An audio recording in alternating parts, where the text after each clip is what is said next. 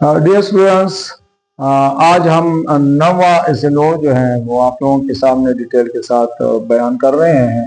और इस एसएलओ में ट्रांसपोज ऑफ अ मैट्रिक्स पे हम बात करेंगे। तो सबसे पहले हम इसको डिफाइन करते हैं और एग्जांपल से फिर कोशिश करते हैं कि आप लोगों को इसको समझाएं। तो सबसे पहले ट्रांसपोज ऑफ मैट्रिक्स का मतलब एक ऐसा मैट्रिक्स होता है, यहाँ transpose of a matrix.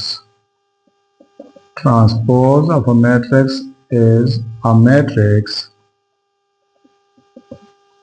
in which the columns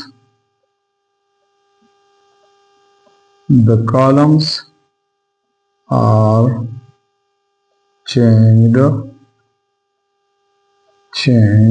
into rows. In other words, we can also say that कि इसके rows जो है we can also change the rows into columns. So इन दोनों हालतों में से कोई भी हालत हो सकती है कि या तो आप रोज को कॉलम्स में चेंज करें या कॉलम्स को आप रो में चेंज करें, तो आपके साथ किसी भी मैट्रिक्स की वो ट्रांसपोज आ जाएगी। इसकी मिसाल जो है ना, मिसाल से आप लोगों को समझाने की कोशिश करते हैं। ये देखें, फॉर एग्जांपल ये हमारे पास मैट्रिक्स है ए और ये है हमारे पास 1 2 3 4, ये एक मैट्रिक्स है। तो transpose of A transpose is equal to, तो इसकी जो कॉलम है इसको रो में चेंज कर लेंगे, तो 1 3, और ये जो दूसरा कॉलम है इसको भी दूसरी रो में चेंज कर लेंगे, जैसे 2 4। तो आप यूं भी कह सकते हैं और इसको हम यूं भी कह सकते हैं कि इसमें फर्स्ट रो को फर्स्ट कॉलम में चेंज कर दिया। फर्स्ट रो को हमने उठाया और यहाँ पे फर्स्ट कॉलम में रखा।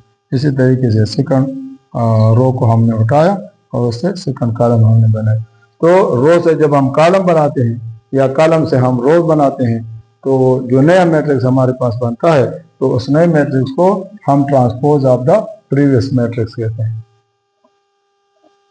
अच्छा बच्चों, ये 10th नंबर पे हमारे पास जो एसएलओ है, और याद है कि ये एसएलओ असल में 1.5 जो हमारी यूनिट के एसएलओ नंबर में 1.5 है, तो उसमें ये 10th नंबर एसएलओ है हमारी, और ये है symmetric matrix.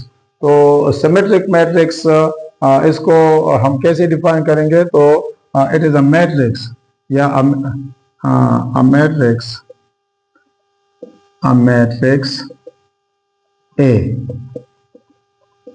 is said to be symmetric if the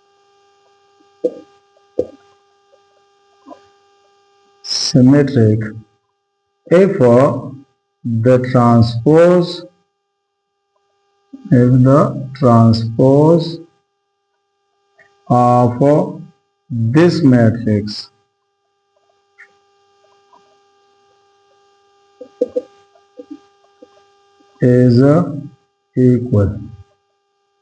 is equal to matrix A.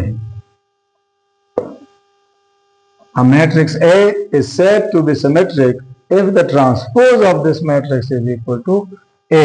इसका मतलब ये हुआ कि हमारे पास अगर A एक हमारे पास मैट्रिक्स है and it is equal to transpose of this matrix, then this matrix A will be symmetric matrix. अब हम आते हैं जरा एग्जाम्पल की तरफ। तो एग्जाम्पल में हम देखते हैं कि सपोज A हमारे पास एक मैट्रिक्स है और ये बराबर है 1 2 2 4।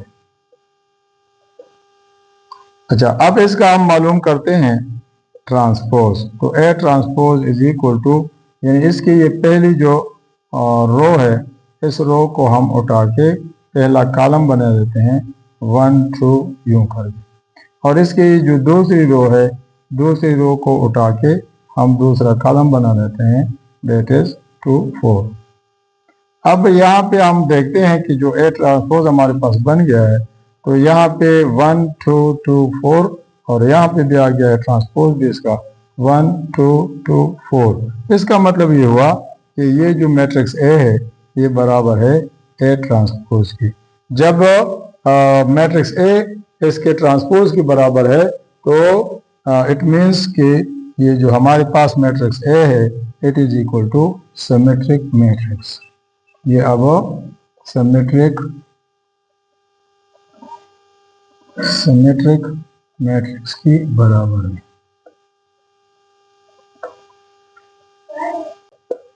तो अब हम 11th नंबर एसएलओ जो स्क्यू सिमेट्रिक का ऑफ मैट्रिक्स है और ये है के नंबर यहाँ पे, और ये 1.5 एसएलओ जो यूनिट 1 के लिए एसएलओ डिफाइंड है तो उसमें उसका पार्ट है ये।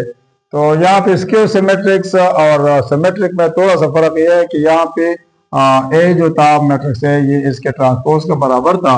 यहाँ पे थोड़ा सा फर्क ये है कि जो ए ट्रांसपोज है तो ये माइनस ए की, या ए जो है ये माइनस ए ट्रांसपोज के बराबर होगी।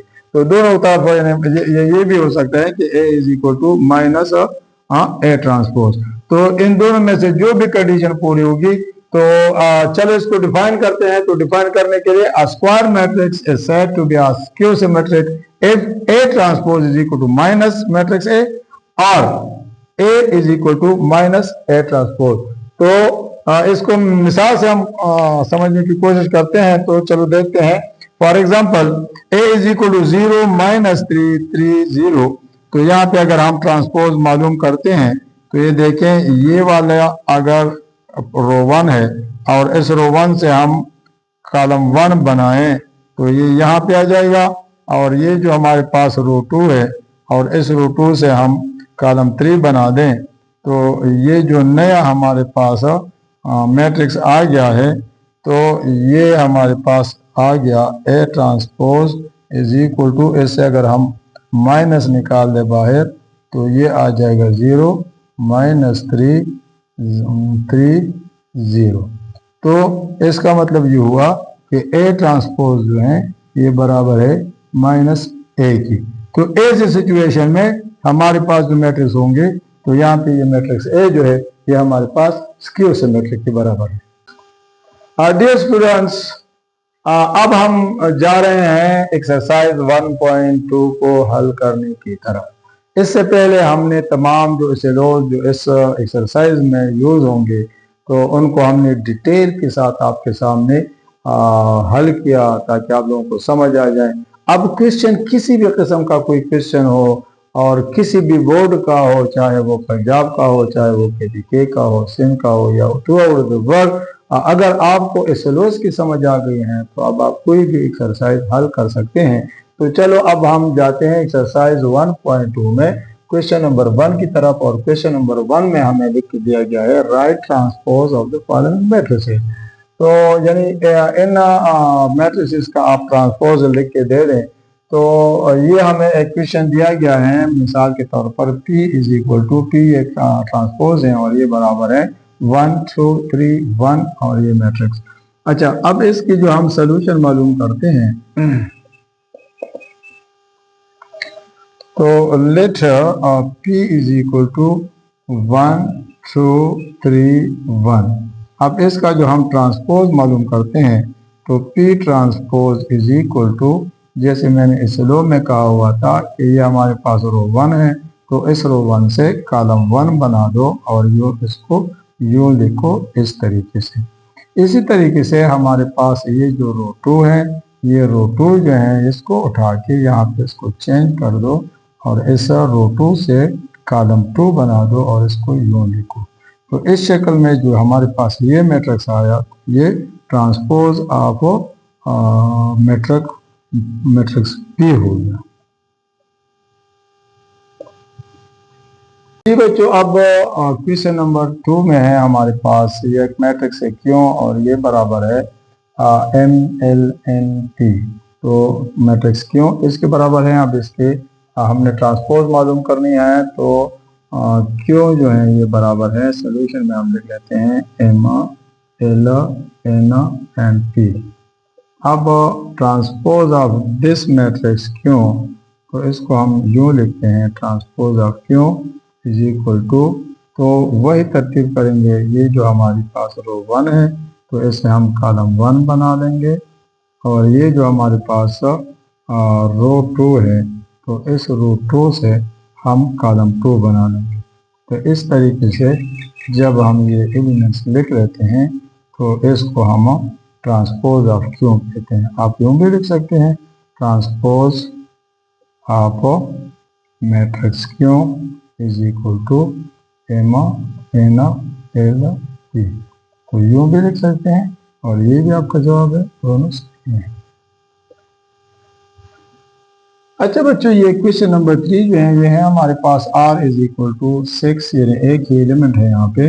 तो इसको जब हम इसका सोल्यूशन मालूम करते हैं तो हम लिखते हैं कि r इज इक्वल टू 6, और इसका जब हम ट्रांसपोज मालूम करेंगे तो इसका जो ट्रांसपोज होगा वो भी 6 ही होगा, क्योंकि इसमें तो कॉलम भी एक है और इसमें रो भी एक है। तो रो को कॉलम में चेंज करो या कॉलम को रो में चेंज करो तो इसकी वैल्यू की कोई असर नहीं पड़ता, लिहाजा यही इसका जवाब होगा। ये क्वेश्चन नंबर 4 है और इसमें हमें जो मैट्रिक्स दिया गया है वो है मैट्रिक्स एस, और ये एस इक्वल है -5 1 -2 1 4 4। तो इसको हम इसका सोल्यूशन निकालते हैं। तो सोल्यूशन के लिए हम लिखते हैं -5 -2 and 4 and 1 1 and 4।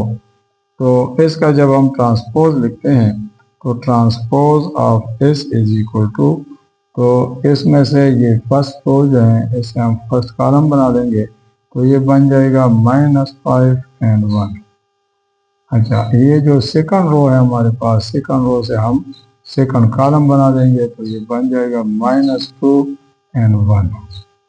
और इसी तरीके से हमारे पास ये जो थर्ड रो है तो थर्ड रो से हमारे पास बन जाएगा थर्ड कॉलम, तो ये हो जाएगा 4 4। तो अब हमारे पास जो ट्रांसपोज आएगा, ट्रांसपोज ऑफ एस, तो ये बराबर है -5 -2 4 1 1 4। तो ये हमारे पास आंसर हो गया ट्रांसपोज और मैट्रिक्स एक्स। अच्छा बच्चों, अब क्वेश्चन नंबर 5 हम हल करने जा रहे हैं और इसमें अगर हम देखें तो यहाँ पे मैट्रिक्स टी जो है ये बराबर है 6 7 8 13 1 3 और 2 4 5। तो इसका जब हम सोल्यूशन मालूम करते हैं तो उसका सोल्यूशन मालूम करने के लिए हम सबसे पहले लिखते हैं कि टी जो है ये बराबर है 6 7 8 13 1 3 2 4 and 5। अब इसका ट्रांसपोज मालूम करने के लिए हम इस मैट्रिक्स टी के ऊपर टी लिख देते हैं और यहाँ लिखते हैं, और ये फर्स्ट रो से हम फर्स्ट कॉलम बना देते हैं। तो 6 7 8 है तो इसको कॉलम में लिख देते हैं, जैसे 6 7 and 8। इसी तरीके से हमारे पास ये सेकंड रो है तो सेकंड रो को सेकंड कॉलम बना देते हैं, तो 13 1 and 3 बन जाएगा। इसी तरीके से ये हमारे पास थर्ड रो है, तो ये जो थर्ड रो है ये हमारे पास बन जाएगा थर्ड कॉलम, तो 2 4 and 5। अब जो ये नया मैट्रिक्स हमारे पास बन गया तो ये मैट्रिक्स जो है ये ट्रांसपोज मैट्रिक्स बन गया मैट्रिक्स टी का।